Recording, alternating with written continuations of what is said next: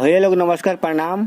कैसन बानी जा? हमारे चैनल विश्व शक्ति फिल्म्स में स्वागत बा। विनोद प्रेमी जी का एक और चीज के गाना कल सुबह रउआ सबके सुने के मिली। रउआ सबे व्यास के नाम जानत हो कम जा। इन्होंने भोजपुरी इंडस्ट्री में काफी हिट गाने गाए हैं। कल सुबह SRK म्यूजिक पर रिलीज होत बा। ई गाना गईले बड़े भोजपुरी के स्टार मसूरी लाल गुप्ता जी। गीत लिखले बानी अजीत गुप्ता जी और म्यूजिक से सजेले बानी आर्यन शर्मा जी। ई गाना के बोल बा करेनी नासा जी। बहुत ही सुंदर प्यारा गीत बाटे, बोलबम सॉन्ग बा। रउरा सबे ई गीत के बहुत सारा ढेर सारा प्यार देम जा। कल सुबह SRK म्यूजिक सर्च करे के बा, ज्यादा से ज्यादा गाना सुने के बा, शेयर करे के बा। प्रमोद प्रेमी जी के एक और गाना रे पगली तू उड़े लगले 25 नंबर ट्रेंडिंग में चलता। ई गाना के बहुत सारा प्यार दुलार देनी जा और दुलार प्यार दी जा कि गाना ट्रेंडिंग नंबर 1 पर चले।